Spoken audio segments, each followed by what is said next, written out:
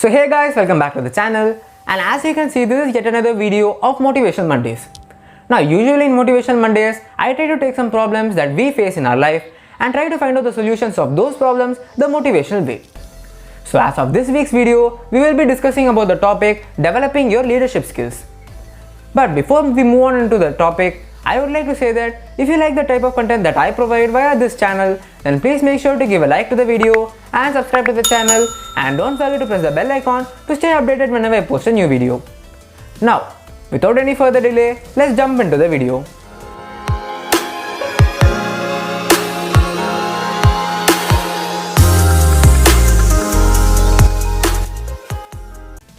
So let us start by answering these questions as to why is it very important to learn leadership skills or to develop leadership skills and how to do it.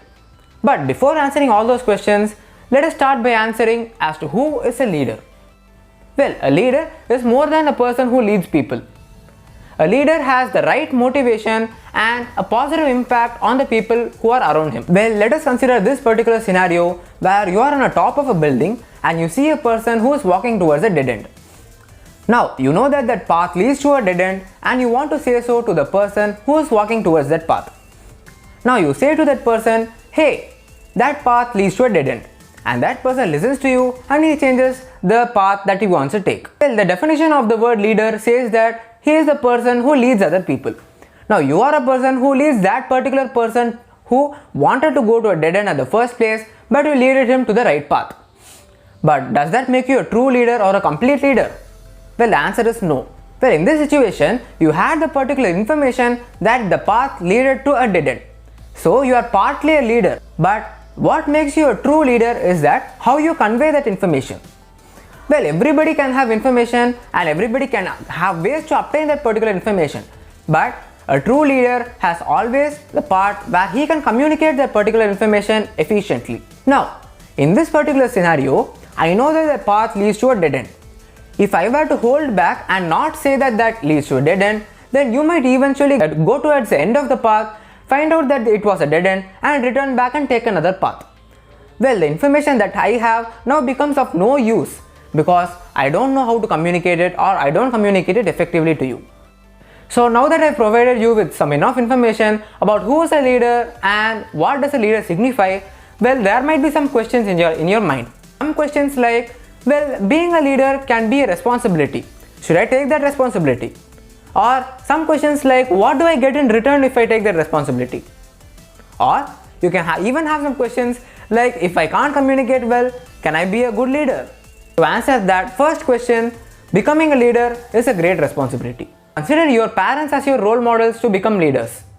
Your parents are great leaders and they lead you to the right path of life by providing you with some great information and some motivation as well. Well, if your parents would have considered becoming a leader as a burden, then just imagine your situation right now. Becoming a leader is no easy task. It comes with a great responsibility, and make sure that you experience it firsthand.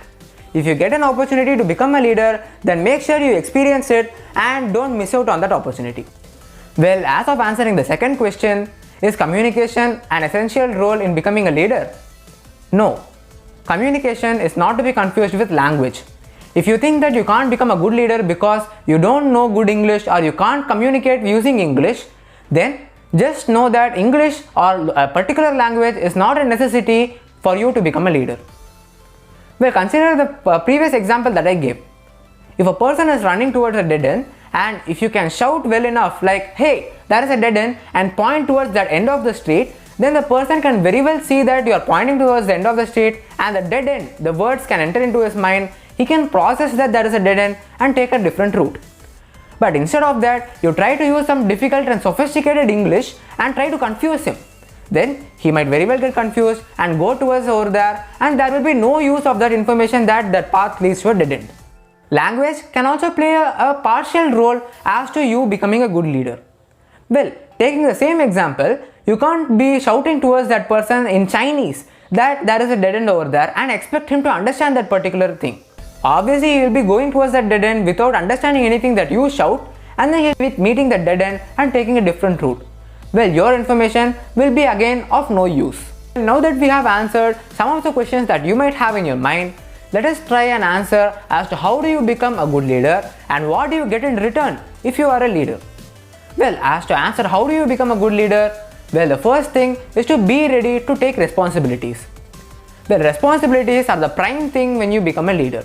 Now, as for the second thing that you have to do in order to become a leader is to be a good listener and to be open to suggestions. Now, a great listener is also a good communicator, and communication is a key to becoming a leader. I said communication is a key to becoming a leader and not language. Well, there is a difference. Now, if you become a leader, make sure that you work. Be ready to work, be it hard work or smart work. Now, make sure that you have to work in any scenario. Any situation that is presented to you, you have to put your legs into that particular situation and work for it.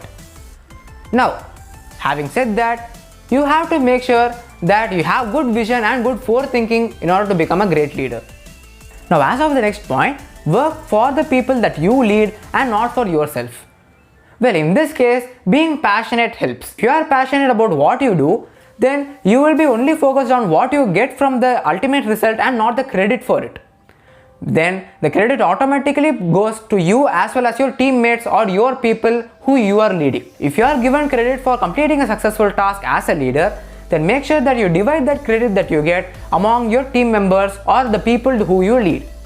Well, this will give them or provide them with some encouragement so that they can contribute further and make sure that you accomplish more successful tasks for them to get the credit as well. So, as of the next point, you have to make sure that you recognize the capabilities of the people that are following you and make sure that you divide the task or the responsibilities among all the people who are following you. So, as of the last point, you will have to believe in yourself as a leader and also the people who follow you. In this video, we saw some rather important points as to who is a leader and how to become a leader, and also some questions relating to the responsibilities of a leader. Now, if you find the video helpful, then please make sure to give a like to the video and subscribe to the channel, and don't forget to press the bell icon to stay updated whenever I post a new video. Now, I would like to say that if you ever get an opportunity to become a leader, then please make sure to grab that opportunity and experience becoming a leader firsthand, because there are a lot of experiences that you can gain when you become a leader.